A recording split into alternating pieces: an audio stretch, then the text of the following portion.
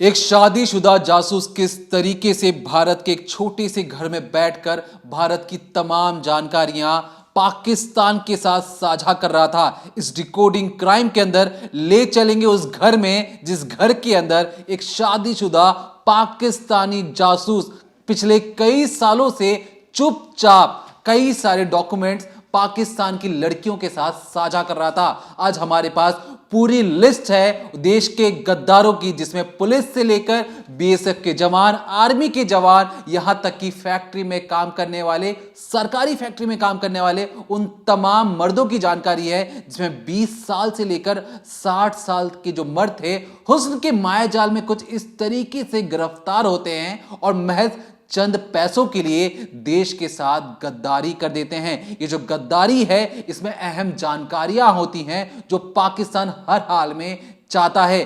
किस तरीके से बाकायदा एक होटल के कमरे में एक लड़की चुपचाप गणेश भगवान की पूजा करते हुए दिखाती है कि मैं एक हिंदू हूं, और इस हिंदू होने के लिए बाकायदा बताती है कि मैं एक आर्मी में बतौर डॉक्टर की तरह काम करती हूं, तुम मुझसे दोस्ती करो। और इस दोस्ती के चक्कर में जिस तरीके से वीडियो कॉल जब शुरू होता है, इस वीडियो कॉल में पहले मीठी मीठी बातें होती हैं, उसके बाद धीरे धीरे बात टब तक बात जाती है, फिर लड़कियां अपने कपड़े उतार देती हैं। ये जो पाकिस्तानी जो लड़कियां हैं जिन्होंने अपने आप को हिंदू दिखाया, उसके बाद कपड़े उतरवाती हैं और इस पूरी रिकॉर्डिंग के जरिए उन सारे मर्दों को ब्लैकमेल करती हैं और कहती हैं कि अगर तुमने हमारी बात नहीं मानी तो तुम्हारे दफ्तर में, तुम्हारे ऑफिस में, तुम्हारे कमांडर को, जो तुम्हारे सेकंड इन कमांडर हैं, उन सब के पास ये वीडियो भेज दी जाएगी और उसके बाद तुम सोचो तुम्हारा हर्ष क्या होगा। यहां तक कि ये भी कहा जाता है कि तुम्हारे परिवार वाले तुम्हें धक्के मारकर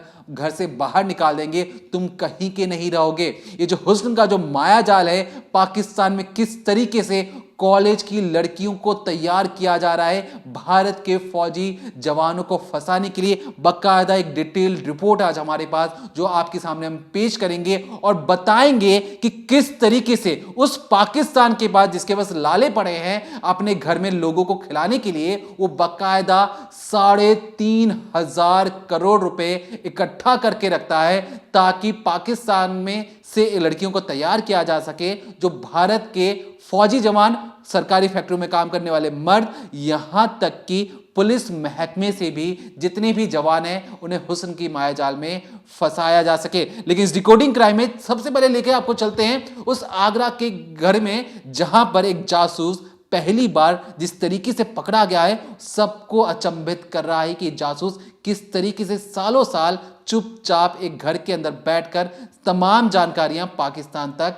मुहैया करवा रहा था। तो आगरा से पूरी खबर ये सामने आई है। उत्तर प्रदेश एटीएस की दाद देनी होगी कि उन्होंने किस तरीके से एक पूरे नेक्सस का भांडाफोड़ किया और तो और उस जासूस को पकड़ा। आप अभी स्क्रीन पर एक तस्वीर देख रहे हैं, ये वही जासूस है, ये वही गद्दार है जो भारत में रह रहा था, भारत का खा रहा था। लेकिन भारत के जितने भी सीक्रेट डॉक्यूमेंट्स हैं, जितनी भी सीक्रेट जानकारियां हैं, वो एक लड़की के चक्कर में जिसका नाम नेहा शर्मा है, बस उसी के प्यार में पड़ के, उसी के जिस्म को देखकर इतना बहक गया कि सारी डिटेल ये पाकिस्तान को मुहैया करा रहा था और बड़े ही आराम से इस घर में छुपा हुआ था। और तो और इसकी बीवी जो इसके साथ रहती है, इसके बगल में सोती है, इसके साथ इसी के घर में इसके लिए खाना बना रही है, बच्चे रह रहे, किसी को भनक तक नहीं लगी। बाकायदा एक फ़ोन इस जासूस ने अपने पास छिपा कर रखा था जिसके बारे में बीवी को कोई जानकारी थी ही नहीं। उसी फ़ोन के ज़रिए ये सारे सीक्रेट डॉक्यूमेंट भेजता था, तस्वीरें भेजता था। और तो और जो स्पाई थी, जो लड़की थी जो हनी ट्रैप करने आई थी इसका पाकिस्तान से, जिसका नाम नेहा है, उसको उससे जो बातचीत है, उससे जो चैट थी, वो इसी फ़ोन के ज़रिए करता था। और जो बीवी है उसको इस बात की भनक नहीं। जब होली के दिन यूपी एटीएस इनके घर पहुंचती है, इसका फ़ोन चेक करती है, इसको लेकर जाती है और फिर जब पता लगता है कि अरेस्ट हो गया है, तब बीवी मीडिया के सामने आती हैं और रोना रोती हैं और बोलती हैं कि मेरे पति ने कुछ नहीं किया, वो तो निर्दोष है, उन्हें एक लड़की ने फंसा लिया। मतलब बीवी भी ये समझ रही है और जान रही है, उनको यही लग रहा है कि इनके पति ने कुछ किया ही नहीं, वो देश के साथ गद्दारी नहीं कर सकते, वो तो एक सरकारी मुलाजिम है, एक सरकारी नौकर हैं। अब आप एक बार बीवी की बात सुनिए, वो किस तरीके से मीडिया के सामने अपने पति का पक्ष ले रही है। उनको केवल फंसाया गया है और कुछ नहीं है। ये केवल एक हनी ट्रैप है। हनी ट्रैप में उन्हें फंसाया गया है। मेंटली कुछ प्रेशर डाला होगा, इस चक्कर में उनको लेके गए हैं वो लोग। उन पर आरोप लगाया गया कि ऑर्डिनेंस फैक्ट्री में रहते हुए तमाम दस्तावेज नहीं, ये चीजें नहीं है, ये चीजें गलत है। और आगे हमारे वकील है, वकील आगे हमें जैसा गाइडलाइन करेंगे। क्या लगता था कोई पाकिस्तान से हैंडल नहीं, कोई पाकिस्तान नहीं, ऐसा कुछ भी नहीं है। वो बहुत ही एक सज्जन पुरुष है, बहुत ही जेंटलमैन है। उनका फीडबैक बहुत अच्छा है। घर में आसपास सब लोग इस चीज को जानते हैं कि रविंद्र कुमार है कैसे। बहुत ही सिंपल और बहुत ही हम लोग मिडिल क्लास से है। तो फंसाया हनी ट्रैप में किसने फंसाया? कौन महिला है, कौन? अब वो महिला है, जेंट्स है, ये तो अभी हमको ढंग से नहीं पता कि कौन है। वो लगता था वो महिला जो हनी ट्रैप से बात करती थी, तो क्या लगता है वो पाकिस्तानी थी? अब मैं भी नहीं जानती कि वो पाकिस्तान। नहीं, मुझे अपने पति पे कभी इस चीज का डाउट नहीं हुआ, क्योंकि बहुत ही साधारण व्यक्ति है वो, बहुत ही सिंपल और साधारण है वो। हम मिडिल क्लास से बिलोंग करते हैं, इसलिए हम इन चीजों में कभी नहीं फंसते। ये तो उन्हें किस तरीके से फंसाया गया है, ये तो ईश्वर जाने। कल एटीएस कल या परसों जब भी आई थी, क्या बोला, क्या बताया घर पे आके उन्होंने? कुछ नहीं है, बस यही थोड़ा सा बताया था कि कुछ थोड़ी सी फोन में हमें उनका फोन चेक करना है, इसलिए हम उनको लेके जा रहे हैं बस। और हमसे कुछ नहीं बोला। इतना बड़ा इश्यू उन्होंने बनाया है, ये इश्यू तो गलत है। उस समय तक आपको कुछ नहीं पता? नहीं, उस समय हमको कुछ नहीं पता था। आपके पति को पता था कुछ कि वो ले जा रहे हैं, तो क्यों ले जा रहे हैं? नहीं, उनसे हमारा उन लोगों ने उनसे कोई कांटेक्ट ही नहीं कराया। अच्छा। कोई कांटेक्ट नहीं कराया। हनी ट्रैप का शिकार हुए कभी जिक्र किया उन्होंने कि इस तरह नहीं, कुछ भी कोई जिक्र नहीं, कभी भी नहीं किया। Ordnance factory. तो सुना आपने, ये जो बीवी हैं रविंद्र सूरी की, इनको अभी भी यकीन नहीं हो रहा कि इनके पति ऐसा कैसे कर सकते हैं। यहाँ तक कि ये एक बार मानने को भी तैयार नहीं कि हो सकता है इनके पति ने कुछ डॉक्यूमेंट्स पाकिस्तान भेजे हैं, कुछ ऐसी जासूसी है भारत के बारे में की है। ये तो बार बार यही कह रही हैं कि इनके पति ने कुछ नहीं किया, बस वो लड़की की गलती है, लड़की ने इनके पति को फंसा लिया। अब साफ तौर पर बात करते हैं इस आदमी के बारे में जिससे यूपी एटीएस ने अरेस्ट किया है। नाम है रविंद्र कुमार। इनका घर आगरा में है, जो आप स्क्रीन पर देख रहे हैं। जॉब करते हैं ऑर्डिनेंस फैक्ट्री में फिरोजाबाद, और इनकी पोस्ट है चार्ज मैन की। अब इनका फेसबुक अकाउंट देखिए। इस वक्त आप स्क्रीन पर फेसबुक अकाउंट देख रहे हैं। इसमें साफ तौर पर देखिए 5000 फॉलोवर्स हैं इनके फेसबुक पर। इन्हें रील बनाने का शौक है। इंस्टाग्राम पर 207 फॉलोवर हैं और बहुत बड़े रीलर हैं ये। हर 1 घंटे में 2 घंटे में इनकी रील फेसबुक और इंस्टाग्राम पे आती रहती है। किसी भी टॉपिक पर कुछ भी ये बनाते रहते हैं। होता दरअसल ये है, इनकी पोल कैसे खुलती है, किस तरीके से काम करते हैं। तो 14 तारीख को, मार्च का महीना था, 14 तारीख होली का दिन था। होली के दिन अचानक शाम को जब ये अपने घर आते हैं, अपने आस पड़ोस से, रिश्तेदारों से मिलकर अपने बच्चों के साथ बैठे होते हैं, तभी सादी वर्दी में या ऐसे कुछ कपड़ों में जिनसे पहचान ना हो पाए कौन लोग हैं, इनके घर जाते हैं। बीवी को लगता है कि आम लोग हैं, होली खेलने आए हैं, कुछ ऑफिस के लोग होंगे, इस तरीके से। अब जैसे ही जो लोग जो सादी वर्दी में आए थे वो अंदर घुसते हैं और इनको बुलाते हैं कि रविंद्र सूरी जी आइए, और इनसे उनका मोबाइल फ़ोन मांगते हैं। अब ऐसे में परिवार में थोड़ा डाउट फैलता है, और तो और रविंद्र को भी थोड़ा डर लगता है कि आखिर सामने वाले शख्स हैं कौन। तो इनसे मोबाइल लिया जाता है। फ़ोन लेने के बाद जब इनके मोबाइल को खंगाला जाता है और इसके बाद इनकी कॉलर पकड़ी जाती है, इनका हाथ पकड़ा जाता है और इन्हें सीधे गाड़ी में बिठाया जाता है। जब बीवी पूछती है, पीछे पीछे भागती है कि आप लोग कौन हैं, मेरे पति को कहाँ लेके जा रहे हैं, तब कहा जाता है कि मैडम चिंता मत करिए, शाम तक या रात तक आपके पति घर आ जाएंगे, हम सिर्फ इनका फ़ोन चेक करना चाहते हैं। बीवी को लगता है कोई आम बात होगी, कोई जानकारी लेनी होगी, ऑफिस के कुछ लोग होंगे, बीवी जाने देती है। अब रात को भी रविंद्र सूरी घर नहीं लौटते और अगले दिन इन्हें बीवी को खबर मिलती है कि इनके जो पति हैं वो देश के गद्दार हैं, पाकिस्तान के लिए जासूसी कर रहे थे। और तब ये पूरी खबर मीडिया में फैलती है, हर कहीं आती है और सबको पता लगता है कि आगरा के इसी घर में रविंद्र सूरी रहते थे। अब इनका आप घर देखेंगे तो घर बेहद बड़ा है, लेकिन जब अंदर की तस्वीरें देखेंगे या जब इनकी बीवी से बातचीत भी हो रही थी तब आपने देखा होगा कि पेंट उतरा हुआ है, घर में इतनी ज़्यादा जो सामान है वो ऐसे नहीं है। छुपा कर ये पैसा रख रहे थे, जो भी इस चीज़ें बता रहे थे, जो भी ये स्पाई कर रहे थे भारत की, उसके ज़रिए जो भी पैसा कमा रहे थे उसको ये छुपा कर रख रहे थे। यहाँ तक कि जब यूपी एटीएस इनको होली के दिन उठाकर ले जाती है तब इनके जेब से 600 रुपीज़ मिलते, माफ़ करिएगा 6000 रुपये मिलते हैं इनके जेब से, जिसे यूपी एटीएस अपने कब्जे में लेती है उस पैसे को और इनसे पूछताछ करना शुरू करती है। अब इनकी थोड़ी सी प्रोफाइलिंग जानते हैं। दरअसल 2006 में इनको ऑर्डिनेंस फैक्ट्री में जॉब मिली थी और 2009 में जो फिरोज़ाबाद की फैक्ट्री है वहाँ पर इनकी परमानेंट एक इंचार्ज के तौर पर तैनाती कर दी गई। और ऑर्डिनेंस फैक्ट्री अगर मैं आपको बताऊं तो यहाँ पर जो भी हथियार यूज़ होते हैं, सेना बीएसएफ के जवान जो हथियार यूज़ करते हैं उनको बनाया जाता है, उनका रॉ मटेरियल स्क्रैप होता है यहाँ पर, तो ये सारी चीज़ें यहीं से बनाई जाती है ऑर्डिनेंस फैक्ट्री में। अब ये इंचार्ज थे, इनका पूरा काम था कि क्या कब हो रहा है, शिफ्टिंग वगैरह ये सब चीज़ें देखनी थी कि सामान आ रहा है, स्टॉक मेंटेन करना, ये सब इनका काम था।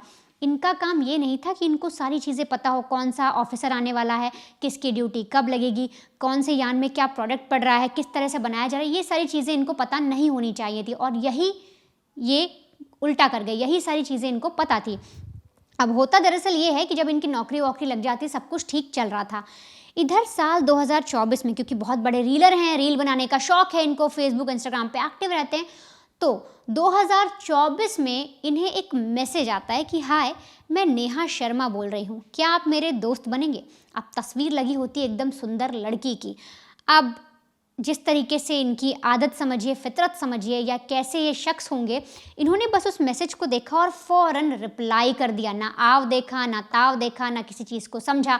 घर पे इनकी बीवी है, बच्चे हैं, लेकिन जैसे ही सामने से नेहा शर्मा ने बोला कि मैं आपकी दोस्त बनना चाहती हूँ, क्या आप मुझसे दोस्ती करेंगे, रविंद्र सूरी को लगा इनकी किस्मत खुल गई, इतनी खूबसूरत लड़की इनको हाय हेलो कह रही है, इन्होंने फ़ौरन रिप्लाई कर दिया। अब इनकी बातचीत होती है, ये अपने बारे में बताते हैं कि मैं ऑर्डिनेंस फैक्ट्री में काम करता हूँ, यहाँ मेरी पोस्टिंग है। महिला बताती है कि मैं एक साइंटिस्ट हूँ इसरो में। अब इन्हें लगता है कि इनकी जो पहचान है बहुत बड़ी महिला से हो गई, एक बड़ी महिला इनकी फ़ैन हो गई। और जो उधर से नेहा शर्मा जो बात कर रही थी, वो बहुत ज़्यादा ही इस तरह से बात कर रही थी जैसे इनकी फ़ैन हो गई हो, इनसे बार बार पूछती, सर आप तो बहुत अच्छी जगह काम करते हैं, आप मेरी हेल्प करिए, मुझे कुछ चीज़ें बनानी हैं, कुछ डॉक्यूमेंट्स तैयार करने हैं, आप मेरी हेल्प करिए। तो तब तक बातें ठीक रहती हैं, लेकिन फिर धीरे धीरे नेहा शर्मा इनसे प्यार भरी बातें करना शुरू कर देती है। नेहा शर्मा अपने आप को लाचार दिखाती है, ऐसा दिखाती है कि उसकी ज़िंदगी में कोई है नहीं, कोई पुरुष नहीं, उसे एक कंधा चाहिए। और धीरे धीरे रविंद्र सूरी उसकी बातों में आ जाते हैं, फिर इन दोनों के बीच में प्यार पनपता है। ऐसा रविंद्र सूरी को लगता है कि दोनों, जो नेहा शर्मा है वो इनसे प्यार करने लगी। और फिर शुरू होती है लगातार चैट। अब आप ये समझिए, एक दिन के अंदर इनके 50 से 70 मैसेजेस होते थे। मतलब दीन दुनिया का सारा काम छोड़कर, अपनी फैक्ट्री में काम करे थे वो सब छोड़कर, ये सिर्फ इंस्टाग्राम पर लगे हुए चैट करने पे एक दिन में 50 से 70 मैसेजेस हैं इन दोनों के बीच में। अब जब प्यार भरी बातें शुरू होती हैं, फिर धीरे धीरे वीडियो चैट शुरू होता है, सेक्स चैट शुरू होती है, और उसके बाद जब वीडियो कॉलिंग की बारी आती है, तब इन दोनों में कुछ न्यूड वीडियो शेयर होते हैं। लड़की अपने कपड़े उतार कर जब इनको कॉल करती है तो आधे सेमी न्यूड होकर इनके सामने खड़ी हो जाती है। और फिर जब इन्हें लगता है कि लड़की इनसे प्यार करने लगी, इनके लिए कुछ भी कर देगी, तब नेहा शर्मा नाम की जो लड़की है, जो पाकिस्तान से है, जो इनको ट्रैप कर रही है, वो अपना असली खेल शुरू करती है और फिर इनको ब्लैकमेल करना शुरू करती है और कहती है कि देखो, मैंने तुम्हारे इस तरीके का वीडियोस बना लिए हैं, तुम भी न्यूड हुए हो, तुम्हारे जितने भी न्यूड वीडियो हैं वो सब मेरे पास हैं। अगर तुम चाहते हो चीज़ें सही रहें और तो और तुम्हारी पोल ना खुले, भारत के जो लोग हैं, जो एजेंसियाँ हैं, वो तुम्हें पकड़े ना, इसी के लिए तुम्हें मुझे कुछ खुफिया डॉक्यूमेंट्स देने होंगे। अब रविंद्र कुमार को लगता है उनके पास कोई चारा नहीं है, वो बुरी तरीके से फंस गए हैं और फिर खुफिया डॉक्यूमेंट्स देना ये शुरू करते हैं। इनसे क्या मांगा जाता है, वहाँ पर जो ड्रोन बनते हैं उनके बारे में डिटेल मांगी जाती है, गगनयान का जो प्रोजेक्ट बन रहा है उस पर डिटेल मांगी जाती है कि बताइए कैसे काम होता है, कौन कौन से अधिकारी उसके पीछे लगे हुए हैं, कौन से सीनियर अफसर्स आते हैं, ये सारी डिटेल इनसे मांगी जाती है। कुछ दिन तक ये प्रोवाइड कराते हैं, इसके बाद आनाकानी भी होती है। तब फिर से लड़की इनको गुमराह करती है, इनसे प्यार भरी बातें करती है और कहती है कि देखो क्या रखा है ऐसी नौकरी में, तुम नौकरी कर रहे हो, तुम्हें कितनी सैलरी मिलती होगी, सोचो, तुम मुझे जो भी डॉक्यूमेंट्स दोगे, जो भी चीज़ें प्रोवाइड करोगे, हर रोज़ का जो डेटा देते जाओगे मुझे, उसके आधार पर मैं तुम्हें पैसे दूंगी। और फिर तब जाकर इनका जो ब्रेन वॉश, आप समझिए, यूँ समझिए, इनके मन में पहले से चोर था, ये मान जाते हैं और फिर एक एक करके सारे सीक्रेट डॉक्यूमेंट्स देना शुरू कर देते हैं। यहाँ तक कि इनके पास रोज का जो रिकॉर्ड था कि कौन कब आ रहा है, कौन कब जा रहा है, कितने लोग कहाँ पर तैनात हैं, फैक्ट्री में कितने लोग काम करते हैं, कौन सा यहाँ का बड़ा अधिकारी है, हर एक चीज़ की एक डायरी बना रखी थी और पर डे का हिसाब ये उस लड़की को देने लग जाते हैं। और तो और इनके अकाउंट में लगातार ट्रांसफ़र भी होता है और ये सामने आया कि बिटकॉइन में भी पैसे ट्रांसफ़र होते हैं। फिलहाल अभी तक जो यूपी एटीएस को पता लगा है कि इनके 3 अकाउंट थे जिसमें उस लड़की ने एक एक करके पैसे ट्रांसफ़र किए हैं। अब यूपी एटीएस इन तक कैसे पहुंचती है, क्या ऐसा तरीका था जिसके ज़रिए जो एजेंसियां हैं उन्हें पता लगता है कि ये जो आदमी है ये एक जासूस है। तो दरअसल साल 2019 से साल 2024 के बीच लगातार बहुत सारे मामले आए, जिसके बाद एजेंसियां एक्टिव हुई और उन्होंने सोचा कि जो भी अकाउंट खूबसूरत लड़कियों के बन रहे हैं, जिन पे कुछ खासा एक्टिविटी नहीं है, जिन पे उनके पेरेंट्स, उनकी फैमिली इन्वॉल्व नहीं है, ऐसे कुछ अकाउंट की रेकी की जाए या उनको ट्रेस किया जाए। तो 2019 से 24 के बीच फेसबुक, इंस्टाग्राम पे जितने भी नए अकाउंट खुले और जो भारत से बाहर के हैं उनको ट्रेस करना शुरू किया गया, और उसी में से एक अकाउंट हाथ लगा नेहा शर्मा का। और जब नेहा शर्मा का अकाउंट पता लगा गया तो पता लगा कि वो पाकिस्तान से चलता है। अब जो एजेंसियां थी उनको ये जानना था कि इन अकाउंट से, मान लीजिए 19 अकाउंट उन्होंने सेलेक्ट किए, तो उन्होंने देखा कि इस 19 अकाउंट से किन किन लोगों को मैसेज किए गए हैं। और जब मैसेज चेक किए गए तो नेहा शर्मा के जो मैसेज थे, जो ट्रेस किया गया, वो रविंद्र सूरी को गया। अब रविंद्र सूरी कौन था? वो तो ऑर्डिनेंस फैक्ट्री में काम करता है जहाँ हथियार बनते हैं। इसके बाद एजेंसीज एक्टिव होती हैं और इसको एक तरीके से इनकी सारी डिटेल निकालना, इनकी रेकी करना, इन पर नज़र रखना शुरू कर देते हैं। और नज़र रखते रखते इनके बैंक अकाउंट, हर एक चीज़ की जानकारी ली जाती है। जितने अधिकारी थे सब एकदम तैनात हो जाते हैं, इनके घर के आसपास भी रहते हैं। तब जाकर जो एटीएस है, जो एजेंसीज है, उनको पता लगता है कि इनके 3 बैंक अकाउंट है। एक इनके किसी दोस्त का भी है, उस पर भी इसी नेहा शर्मा के अकाउंट से पैसे ट्रांसफ़र किए गए हैं, पाकिस्तान के थ्रू पैसे आए हैं, 3 बार जो है ट्रांजैक्शन की गई है। इसके अलावा लगातार 50 से 60 मैसेजेस हैं और मैसेज में प्यार वाली बातें हैं। इसके बाद डॉक्यूमेंट से रिलेटेड बातें भी हैं जो ये शेयर कर रहे हैं। लेकिन अब इन चीज़ों को पुख्ता करना था, पूरा प्लान बनाया जाता है, हर एक चीज़ की जाँच की जाती है और जाँच करने के बाद सीधे तौर पर यूपी एटीएस सादी यूनिफॉर्म में होली के दिन शाम को इनके घर जाती है, इनका फ़ोन लेती है। जब फ़ोन में उन्हें कुछ ऐसे हिंट मिलते हैं तब इनका कॉलर पकड़कर गाड़ी में बिठाकर इन्हें सीधे पुलिस स्टेशन लेकर आती है। और बड़ी ही चतुराई से ये आदमी इसी घर में रहकर, जिस घर की आप तस्वीर देख रहे हैं, इसी घर में रहकर अपने आस पड़ोस को बेवकूफ़ बना रहा था, अपने हर रिश्तेदार को बेवकूफ़ बना रहा था और पाकिस्तान के लिए भारत में गद्दारी कर रहा था। भारत का हर एक सीक्रेट खुफिया काम, हर एक सीक्रेट डॉक्यूमेंट्स, जितने भी हथियार बन रहे हैं, ड्रोन है, गगनयान है, सबकी खुफिया जानकारी एक एक करके उस लड़की के चक्कर में पड़ के उन्हें मुहैया करा रहा था और पाकिस्तान के लिए काम कर रहा था। अब ये जो पाकिस्तान है, ये किस तरीके से लड़कियों को ट्रेंड करता है, ये तो आपने एक केस समझ लिया जो अभी हाल ही में हुआ है। 5 दिन पहले इसे एटीएस ने अरेस्ट किया है, एजेंसीज को इसके बारे में पूरी डिटेल निकाली और इसको पकड़कर वो ले जाते हैं। लेकिन ऐसे कई सारे जासूस हैं। ये ऑर्डिनेंस फैक्ट्री में काम करता था, इससे पहले डीआरडीओ साइंटिस्ट का आया था जो प्रॉपर एक ऐसी फैक्ट्री चला रहे हैं जिसके अंदर वो लोगों को हनी ट्रैप करवा रहे हैं। वो भी बुरी तरीके से हनी ट्रैप में फंस गए थे पाकिस्तानी लड़की के। आर्मी जवान के केसेस आए हैं, राजस्थान से अक्सर इस तरीके से केसेस आते रहते हैं। तो आखिर पाकिस्तान कैसे ट्रेनिंग दे रहा है? उसके पास खाने के पैसे नहीं है, अपना देश चलाने के पैसे नहीं है, तो कैसे वो लड़कियों को ट्रेन कर रहा है? उनको क्या, कितनी सैलरी दे रहा है, क्या क्राइटेरिया और किस तरीके से पूरा मॉड्यूल जो है पाकिस्तान में काम कर रहा है? और कैसे जो हमारे भारत के पुरुष हैं, जो ये मर्द जितने भी समाज जो है पूरा, वो कैसे इन औरतों के चक्कर में पड़ रहा है? क्या उन्हें समझ नहीं आ रहा कि उन्हें ट्रैप किया जा रहा है? लगातार ऐसे केसेस आ रहे हैं। तो आखिर क्या वो रीज़न है और किस तरीके से लड़कियां खुद को एकदम ऐसा दिखा देती हैं कि वो भारतीय हैं, जिसके चलते जो ये पुरुष हैं ये पूरी तरीके से बहक जाते हैं और फिर अपने ही देश के साथ गद्दारी करना शुरू कर देते हैं। देखिए, एक चीज़ आप ध्यान रखिए, जो पाकिस्तान के जिस तरीके से जो रवैया है पाकिस्तान का हनी ट्रैप के ज़रिए, लड़कियों के ज़रिए भारत के जो मर्दों को फंसाना, इससे एक बात तो ज़ाहिर है और साफ़ है कि जो पाकिस्तान के जो मर्द हैं वो नाकाबिल हैं। क्योंकि जासूसी दुनिया में कहा जाता है कि आप एक देश में जाके दूसरे देश के खुफिया डॉक्यूमेंट्स चुरा के लेके आइए, फोटो खींच के लेके आइए, जिस तरीके से इजरायली काम करते हैं। लेकिन पाकिस्तान की जितने भी जासूस हैं, खास तौर पर जितने भी मर्द जासूस हैं, वो इतने नाकाबिल हैं कि उन्हें भारत में आने से ही डर लगता है। उन्हें लगता है कि भारत में अगर पहुंचे तो सीधे ऊपर ही जाएंगे, और इसलिए वो इस्तेमाल कर रहे हैं लड़कियों का। और लड़कियों का किस तरीके से इस्तेमाल होता है, बेहद ही आपको देखकर और सुनकर इतना गुस्सा आएगा कि किस तरीके से लड़कियों को ट्रेनिंग दी जाती है।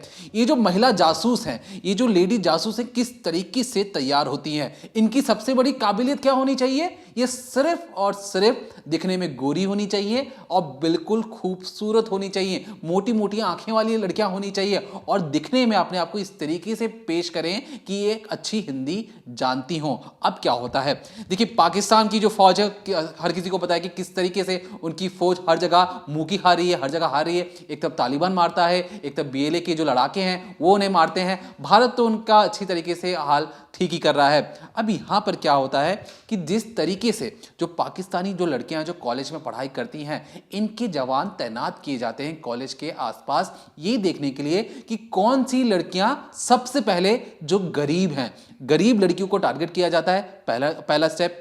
दूसरा स्टेप, वो जो गरीब लड़कियां होंगी जो कॉलेज में पढ़ने आई हैं, उनको पैसों की बेहद ज़रूरत हो तभी उन्हें सिलेक्ट किया जाता है। अच्छे घर की लड़कियां ये सारे काम नहीं करेंगी जो मैं आपको आगे बताने वाला हूं।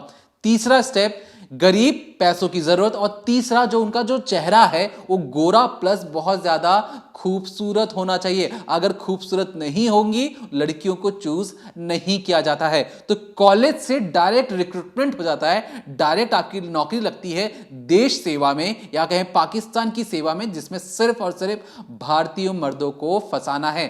तो ये 3 टारगेट, अगर ये जो 3 स्टेप फॉलो हो गए उसके लड़कियों को चूज कर बाकायदा होटल के अच्छे अच्छे कमरों में ले जाया जाता है और उन्हें कहा जाता है कि तुम्हारी ट्रेनिंग अब अगले रोज से शुरू हो जाएगी। तुम्हें पाकिस्तान के लिए काम करना है। पाकिस्तान के लिए क्या काम करना है? अपने कपड़े उतरवाने हैं भारतीय मर्दों के सामने। कुछ इस तरीके से पाकिस्तान अपनी ही घर की जो बेटियां हैं उन्हें ये सारी चीज करवा रहा है। अब आगे क्या होता है, बाकायदा इन लड़कियों को इस होटल के कमरे में कहा जाता है कि तुम्हारी जितनी भी दीवार है, तुम जहां सो रही हो वहां पर हिंदू देवी देवताओं की फोटोज लगाओ और इस तरीके से फोटोज लगाओ कि जो तुम फोटो खींचो, सेल्फी लो तो पीछे भगवान दिखने चाहिए। इसके बाद एक कमरे का ये कोना होता है, वहां पर मंदिर सेटअप करो जहां पे तमाम भगवान हो और तुम नमस्कार कर वहां बैठी हो, उसकी तस्वीरें हम खींचेंगे। ये जब सारी चीजें हो जाती हैं, इसके बाद इन लड़कियों की एक फेसबुक प्रोफाइल बनाया जाता है जिसमें तमाम तरीकों से ये फोटोज और वीडियोस अपलोड किए जाते हैं, जिसमें लड़कियां,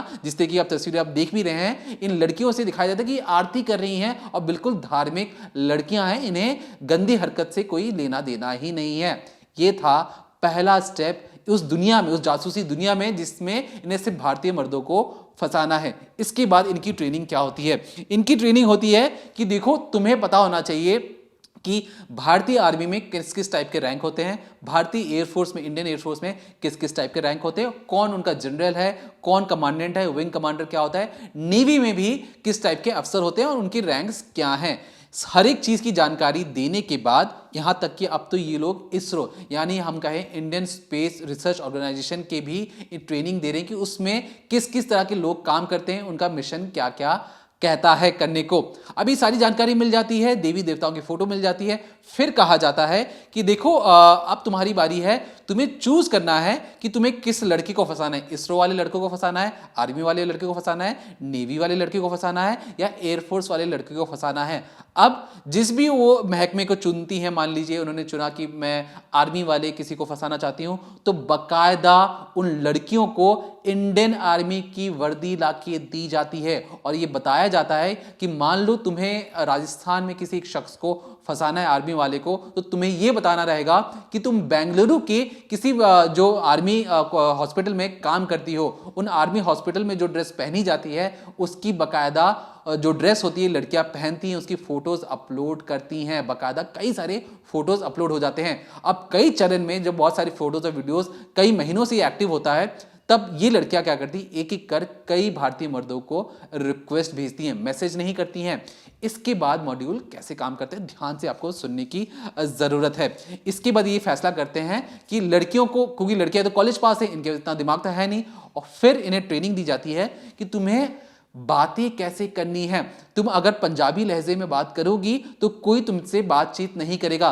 तुम्हें वहां की लैंग्वेज में उस तरीके से बातचीत करनी है कि ये तुमसे सम्मोहित हो जाएं, तुम्हारी बातों में आ जाएं। मीठी मीठी बातें कैसे करें, सेक्स चैट कैसे करें, ये तक सिखाया जाता है। ये भी सिखाया जाता है कि जब वो वीडियो कॉल करेंगे या तुम जब वीडियो कॉल करोगी तो तुम्हें अपने कपड़े कैसे उतारने हैं। एक देश की आर्मी अगर ये सिखाए कि घर की बहू बेटियों को कपड़े कैसे उतरवाने हैं दूसरे देश के लिए, तो सोचिए उस देश की हालत क्या होगी।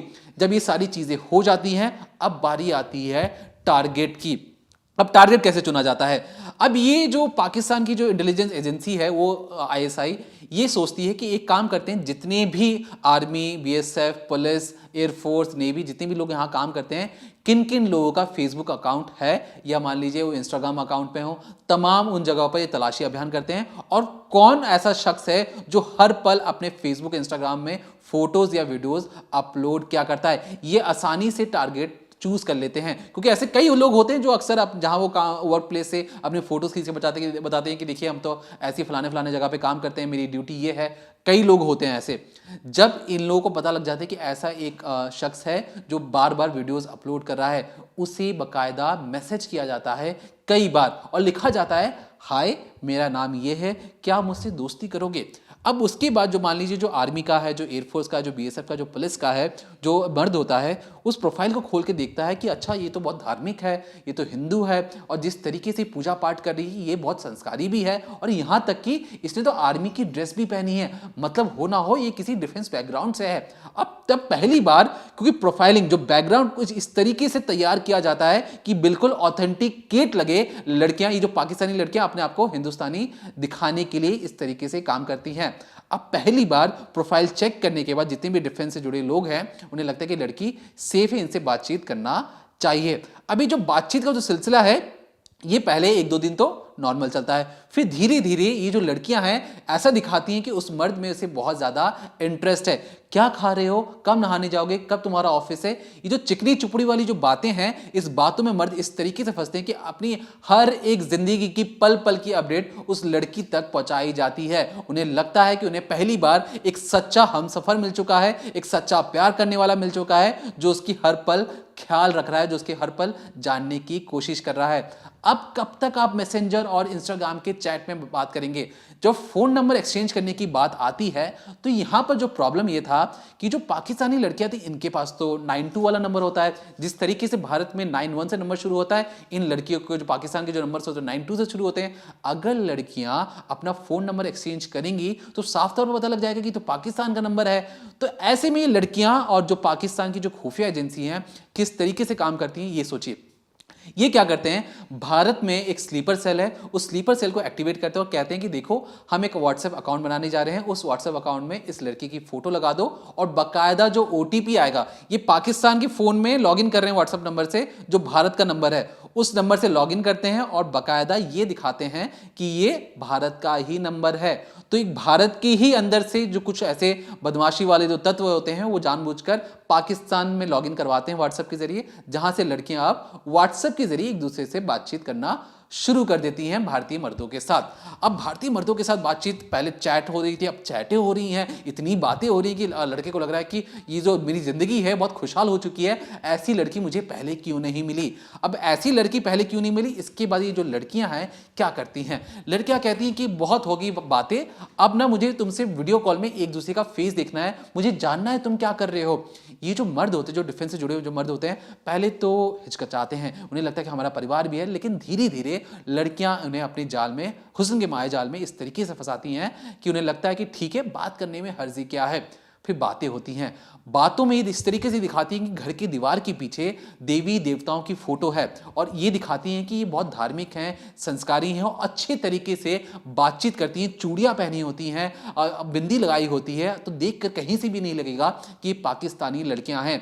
अभी जो डिफेंस वाले जो जुड़े लोग होते हैं पहले 1-2 बार बात करते हैं, फिर धीरे धीरे इनके बीच शुरू होती है सेक्स वीडियो कॉलिंग, एक दूसरे के कपड़े उतरवाने के लिए कहे जाते हैं। ये जो पाकिस्तान की जो लड़कियां हैं, जो उन्हीं की फौज, पाकिस्तानी फौज अपनी ही बेटियों से कहते हैं कि कपड़े उतारो, भारतीय मर्दों के सामने बकायदा न्यूड वीडियो कॉलिंग होती है, उसकी रिकॉर्डिंग होती है। यहां पर जो पाकिस्तानी लड़कियां हैं कपड़े उतरवाती हैं, जो भारतीय मर्द हैं उन्हें भी कहा जाता है कि तुम कपड़े उतारो। ये जो न्यूड वीडियो कॉल है, इसके बाद ही जब सारी रिकॉर्डिंग हो जाती है, जब फोन कट हो जाता है, उसके बाद फोन पर एक मैसेज आता है, कहा जाता है 2 मिनट पहले तुम किसी लड़की से बात कर रहे थे ना, वो मैं ही हूं और तुम्हारी जो सारी पोल पट्टी है ना न्यूड वीडियो कॉल वाली, अब पूरी दुनिया को बताई जाएगी, तुम्हारे कमांडर को बताई जाएगी, तुम्हारे बॉस को बताई जाएगी, तुम्हारे जो नेवी में काम करते हैं तुम्हारे कोमोडोर को बताई जाएगी, तुम्हारे विंग कमांडर को बताया जाएगा कि अगर तुमने हमारे साथ नहीं दिया। यहां पर डिफेंस से जुड़े लोगों को लगता है कि अरे मैं तो कुछ देर पहले इस लड़की से प्यार कर रहा था और ये जो जिस तरीके की बातें अब कर रही है ये लड़की है कौन। तब कहा जाता है कि अब जो जो हम कहेंगे तुम्हें वो सारी चीजें करनी पड़ेगी। तुम्हारी प्रोफेशनल लाइफ तो हम तो खराब कर ही देंगे, तुम्हारे कमांडर को बता देंगे कि तुम एक लड़की से किस तरीके से गंदी चीजों में बात कर रहे हो, चैटें हमारे पास, तुम्हारी बीवी को सारी चीजें दिखा दी जाएंगी, तुम्हारे बच्चों को तुम्हारे बारे में बता दिया जाएगा और पूरी दुनिया तुम पर थूकेगी। अब इस डर के साए में जो डिफेंस से जुड़े लोग होते हैं वो अपने घुटना टेक देते हैं और कहते हैं कि ठीक है बताइए मुझे क्या करना होगा। अब मुझे क्या करना होगा? पाकिस्तानी लड़कियां धीरे धीरे अपना डिमांड सामने रखती हैं, कहती हैं कि आप कहां काम करते हैं, आप आर्मी से जुड़े हैं तो आर्मी से जुड़े आपके बटालियन के अंदर कितने टैंक मौजूद हैं, आपके बटालियन में कितने बंदूकें हैं। जिस तरीके से ये जो आगरा का जो शख्स है ये ऑर्डिनेंस फैक्ट्री में काम करता था, इससे पूछा गया कि गगनयान से जुड़े हमें सीक्रेट डॉक्यूमेंट ला के दो। अब आप सोचेंगे गगनयान क्या चीज है? गगनयान भारत का पहला ऐसा मिशन होगा जहां पर इंसानों को अंतरिक्ष में भेजा जाएगा। ये वही पाकिस्तान है जो आज तक अंतरिक्ष में जाने के लिए रो रहा है, उसे लग रहा है कि हम किसी तरीके से भारत से आगे निकल सकें, लेकिन वो भारत जो अब तक सैटेलाइट ही भेज रहा था ऊपर अंतरिक्ष में, अब उसने फैसला किया है कि आने वाले समय में 2026 से लेकर 27 में कहा गया है कि हमारे यहां से जो एस्ट्रोनॉट्स हैं, जो अंतरिक्ष यात्री हैं, वो अंतरिक्ष में जाएंगे। भारत के लोग भारत के ही स्पेस शटल से ऊपर अंतरिक्ष में जाएंगे। अब इसकी जानकारी, ये जो तरक्की है ना पाकिस्तान को पच नहीं रही है, हजम नहीं हो रही है। पाकिस्तान चाहता है कि ये जो सीक्रेट डॉक्यूमेंट्स है ये किस टाइप के रॉकेट से भारत बना लेता है कि जिसमें इंसानों को बिठाकर ऊपर ले जाया जाए। तो इसलिए ये जो लड़कियां हैं कहते हैं कि हमें वो सारे डॉक्यूमेंट्स लाकर दीजिए।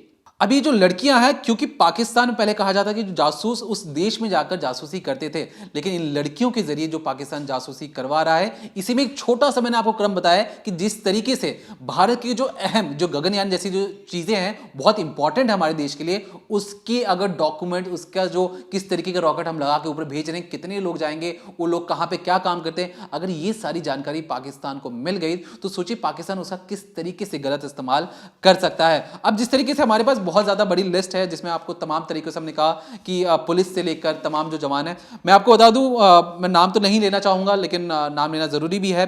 देखिए 13 जुलाई 2019 में अरुणाचल प्रदेश में एक आर्मी का जवान है रविंद्र कुमार, इसे भी हनी ट्रैप के जरिए फंसाया जाता है। 22 मई 2022 को जोधपुर रेजिमेंट में 24 साल के प्रदीप कुमार को भी हनी ट्रैप में फंसाया जाता है। 8 जुलाई 2023 में बीएसएफ के जो कच्छ में जो एक तैनात है उस जवान को भी हनी ट्रैप में फंसाया जाता है। लखनऊ में 28 सितंबर 2023 को भी एक लड़की को फंसाया जाता है। अब तमाम लिस्ट है, ये लिस्ट खत्म नहीं हो रही, बहुत बड़ी लिस्ट है। अब आपसे हमारे कहने का क्या मतलब, अरुणाचल आपने सुन लिया, आपने गुजरात सुन लिया, आपने लखनऊ सुन लिया, आपको पता लगेगा साउथ में भी कुछ जवान ऐसे पकड़े गए हैं। तो कहने का मतलब पाकिस्तान अपने घर में बैठकर सोचिए किस तरीके से जासूसी करवा रहे हैं। भारत के कोने कोने में जो आर्मी का कैंप है, बेस कैंप है, वहां की जानकारी सीधे आराम से, कि कोई मेहनत करने की जरूरत नहीं है, सिर्फ लड़कियों को ट्रेनिंग देने की जरूरत है और वहां की इंपॉर्टेंट जानकारियां उनके कैंपस तक पहुंच रही हैं। और आपको जानकर हैरत होगा, बाकायदा हमारे पास लोकेशन है, हम चाहेंगे कि आपको भी पता हो ताकि जितनी भी पाकिस्तानी, जिस तरीके से जो पाकिस्तान आर्मी जो हरकत करवा रही है अपनी लड़कियों से, इसकी जानकारी पाकिस्तान के लोगों तक पहुंचे और पाकिस्तान को पता हो कि उनकी घर की बहू बेटियों को किस तरीके से जलील कर महज चंद पैसों के लिए कहा जा रहा है कि अपने कपड़े उतारो भारतीय मर्दों के सामने। सबसे पहला जो 7 मॉड्यूल है जहां से पाकिस्तान ये पूरा हनी ट्रैप का जो मॉड्यूल चलाता है उसमें ध्यान से सुनिए। Pakistan intelligence agency inter services, ये जो ISI है ये जो चलाती है, इसमें पहला। दूसरा पाक मिलिट्री इंटेलिजेंस यूनिट 412 टुंडो झैया आर्मी कैंट हैदराबाद सिंध, ये पाकिस्तान का इलाका है, यहां से भी इस कैंपस से भी हनी ट्रैप का पूरा मॉड्यूल चलाया जाता है। मॉड्यूल से कहने का मतलब लड़कियों को बुलाया जाता है, होटल के में रखा जाता है, उन्हें बताया जाता है कि हिंदू देवी देवताओं के फोटो लगाओ और उन्हें बाकायदा ट्रेनिंग दी जाती है, तुम्हें चलना कैसे, तुम्हें बोलना कैसे है। तीसरा आर्मी इंटेलिजेंस लाहौर मॉड्यूल बाग अली रोड तक का नाम हम बता रहे हैं। जो जितने भी हमारे पाकिस्तानी दर्शक देख रहे हैं वो अपने पाकिस्तान आर्मी से सवाल पूछें कि भैया ऐसा क्यों कर रहे हैं आप, क्यों ये इतनी आपको लानत लग गई है कि आपके मर्द इतने नाकाबिल हो चुके हैं। चौथा ISI कराची मॉड्यूल मालिर कैंट 5वां, और पाक एयरफोर्स 552 मॉड्यूल चकलला कंटोनमेंट रावलपिंडी। ये जो 7 मैंने आपको जगह बताई, परफेक्ट लोकेशन बताई है, इस लोकेशन से भारतीय मर्दों को फंसाने के लिए पाकिस्तानी लड़कियों का इस्तेमाल हो रहा है, कम उम्र वाली लड़कियों का इस्तेमाल हो रहा है। उनसे कहा जा रहा है कि सिर्फ और सिर्फ हमें भारत के खुफिया डॉक्यूमेंट हमें ला के दो और तुम्हें पैसों से माला माल कर दिया जाएगा। और इसलिए पाकिस्तान सरकार ने इन सब के लिए 3500 करोड़ रुपए रखे हैं, सिर्फ और सिर्फ इन लड़कियों के ऊपर खर्च करने के लिए। ये लड़कियां, सोचिए एक फोन से मैसेज करने में आपको कितना ही टाइम लगता होगा, लेकिन उस मैसेज करने के लिए भी इन लड़कियों को माला माल किया जा रहा है। एक लड़कियां अगर किसी मर्द से बात करती है, 4-5 लड़कियां किसी और मर्द से बात करती हैं, तो कितना ही खर्चा आ जाएगा, महज 50 से 60 लाख रुपए भी नहीं लगेंगे। लेकिन यहां पे पाकिस्तानी सरकार भरपूर पैसे खर्च कर रही है, 3500 करोड़ रुपए। तो सोचिए जो गरीब पाकिस्तान है, ऐसी कितनी लड़कियों को उसने ट्रेन किया होगा और कब तक अपनी जो खुफिया जानकारी है भारत से निकालने के लिए अपनी लड़कियों को भारत के मर्दों के सामने इस तरीके से पेश करता रहेगा। तो इस पूरे मामले पर हमारी पैनी नजर बनी रहेगी। इस पर जो भी नए अपडेट्स होंगे हम आप तक पहुंचाते रहेंगे। तब तक देखते रहिए क्राइम तक।